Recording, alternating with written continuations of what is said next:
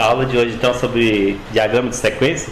A gente está continuando na parte da OML, então a gente já viu alguns diagramas da OML, diagrama de caso de uso, diagrama de classe. Então hoje esse é o diagrama de sequência.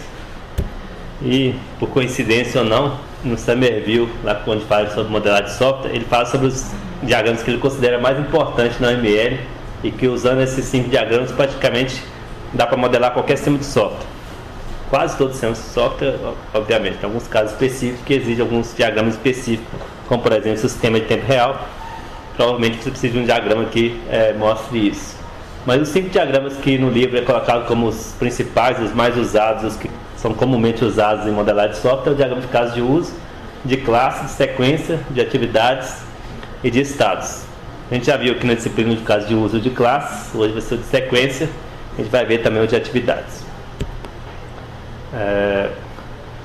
O diagrama de sequência, junto com o diagrama de comunicação, que a gente vai ver também, ele é considerado como um dos diagramas de interação. Então tem 2 diagramas de interação, que é discutido no livro OML Guia do Usuário.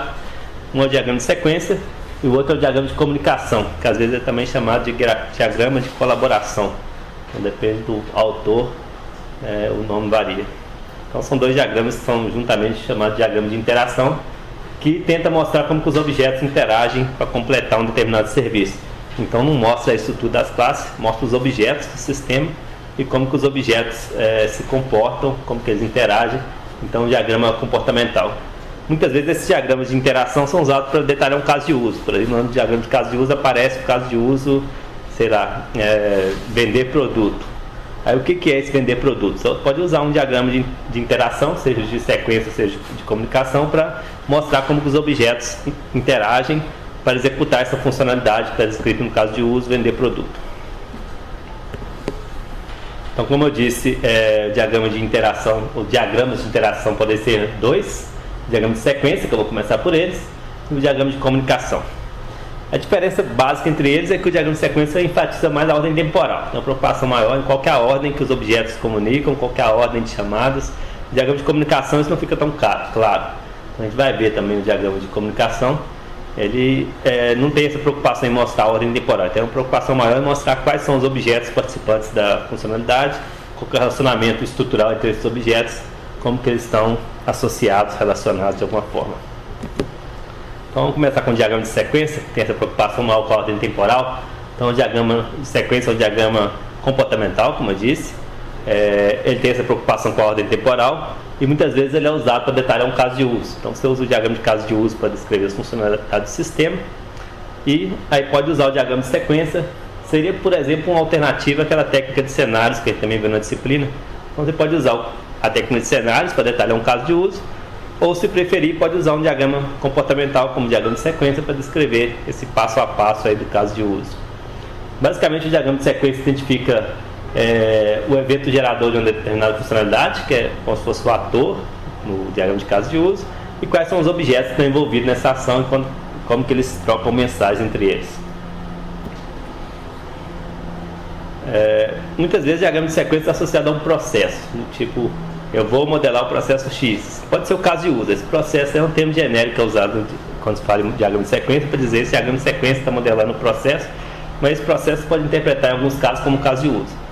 O processo é vender produto, ou o processo matricular aluno na disciplina. Isso pode ser interpretado como um caso de uso se você estiver detalhando um caso de uso. E no diagrama aparece quais são as condições que devem ser satisfeitas ao longo desse processo, quais são os métodos que são disparados, quais objetos estão envolvidos, qual que é a ordem que esses métodos são disparados. Então isso aparece no diagrama de sequência. O diagrama de sequência não apresenta atributos, então isso é uma informação importante. A gente já viu o diagrama de classe, a gente modela uma classe métodos e atributos. No diagrama de sequência não existe esse conceito de atributos. São mensagens são chamadas de método. Então só aparecem os métodos, as chamadas de métodos, não aparecem os atributos. Você precisa definir valor para algum atributo, esse valor é definido através da chamada de um método. Por exemplo, adicionar a idade numa determinada pessoa. Então o método setIdade, por exemplo, vai ser um método que na verdade está associado ao atributo. Então não aparece diretamente o atributo, são sempre comunicação através de métodos, através de chamadas de métodos. Um dos elementos importantes do diagrama de sequência é o ator, que a gente já conhece, então o homem palito. Então, ator é mais ou menos parecido com o ator, equivalente ao ator que aparece no diagrama de caso de uso. É você ter alguém, um elemento externo, que vai disparar uma determinada funcionalidade. O ator também no diagrama de sequência pode ser um hardware, um software, um outro sistema, ou uma pessoa mesmo. Então, apesar de ser representado como homem palito, não precisa ser sempre uma pessoa ou papel de uma pessoa. Então, pode ser software ou hardware também, da mesma forma que aparece no diagrama de caso de uso. E representa uma entidade externa, tipicamente, que vai solicitar um serviço, vai disparar a funcionalidade. O outro elemento principal do diagrama de sequência é o objeto. Então, o objeto no diagrama de sequência, a representação é essa, um retângulo com dois termos principais. Um termo identifica o objeto, é o nome do objeto, nesse caso aí do exemplo, minha conta, e o outro termo é a classe do objeto, então no caso, a classe conta.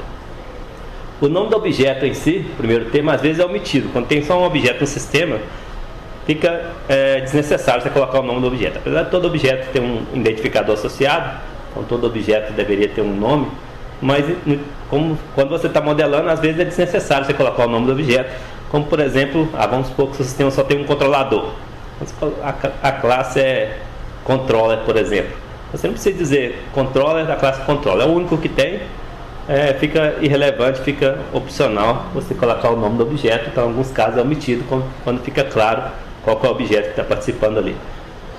Mas as partes são essas: tem o nome do objeto, 2 pontos para separar, e o nome da classe de objetos. E sempre um objeto é uma instância de uma classe, então a classe é obrigatória você definir qual é a classe que está participando ali. A não ser que seja um diagrama muito informal, né? Então, desde o início do curso, quando a gente está falando de OML, estamos falando que o OML é extensível, as pessoas adaptam, é flexível.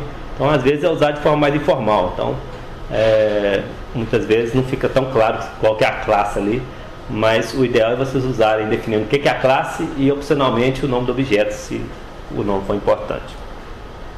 Objeto, letra minúscula, 2 pontos, nome da classe começa com letra maiúscula, é o padrão para se usar nome de classe e nome de objetos. Um outro elemento importante do diagrama, então vou mostrar elemento por elemento do diagrama, é o chamado linha da vida, que é essa linha tracejada que aparece embaixo do objeto. Isso quer dizer, basicamente, que o objeto está instanciado, está ocupando espaço na memória. Então foi dado, usando a sintaxe de Java aí, new conta, que foi associado ao identificador minha conta, que é um atributo, por exemplo, da classe conta. Então, se eu dei um new conta, o objeto foi instanciado, está ocupando espaço na memória, mesmo que ele não tenha fazendo nada, ele foi instanciado. Então, a linha da vida representa isso. O objeto foi instanciado, existe, você pode chamar ele quando quiser, que esse objeto está ativo. Se você chamar ele, você não vai ganhar um new pointer except. Se não tiver linha da vida, você tentar chamar um método do objeto, seria como se estivesse acessando uma variável null, uma variável vazia. Então, a linha da vida quer dizer, o objeto existe, está à disposição para ser chamado quando for necessário. Então, essa linha da vida representa o tempo que o objeto existe no processo que está sendo modelado. Quando o objeto está fazendo alguma coisa, é o chamado caixa de ativação, ou o objeto está ativo. O objeto ativo é representado aí por esse retângulo magro que sobrepõe a linha da vida, do tipo, o objeto existe durante todo o período que está ali tracejado. Nesse período que tem a caixa de ativação, que é o retângulo magro, ele está fazendo alguma coisa, quer dizer, um método está sendo executado. Ali no caso o objeto é minha conta, vamos supor que aquele caixa de ativação ali representa o objeto verificar saldo. Então você chamou o método verificar saldo está sendo executando, o período de tempo que ele está sendo executado, verificar saldo, é aquela caixa de ativação, é o retângulo magro aí na figura. Então o retângulo magro representa que o objeto está ativo, é um período de tempo em que ele está fazendo alguma coisa, está participando ativamente no processo. Pode ter várias caixas de ativação, vários retângulos. Então, nesse caso aí, por exemplo, foi três chamadas a métodos. Talvez o mesmo método, talvez métodos diferentes, mas são 3 chamadas. Então, o objeto minha conta recebeu uma primeira chamada, talvez verificar saldo, uma segunda chamada sacar, por exemplo, uma terceira chamada ali, talvez outro sacar, ou um outro método qualquer, encerrar a conta. Então, foram chamados 3 métodos, ou 3 vezes métodos do objeto minha conta, da classe conta. Talvez é o mesmo método, talvez métodos diferentes. Isso é identificado pelo nome que aparece na setinha, a gente vai ver daqui a pouco. Então, esses são os elementos principais aí do diagrama de sequência. lembrando o ator, que é o mesmo caso de uso, os objetos, linha da vida, caixa de ativação, as chamadas. Esses elementos principais estão no livro UML Guia do Usuário, que é a referência principal dessa página UML. Tenho também o livro do Fowler, uma referência secundária. Os capítulos são esses. No caso do diagrama de sequência, os capítulos que descreve ele é o capítulo 16 e 19 no livro UML Guia do Usuário.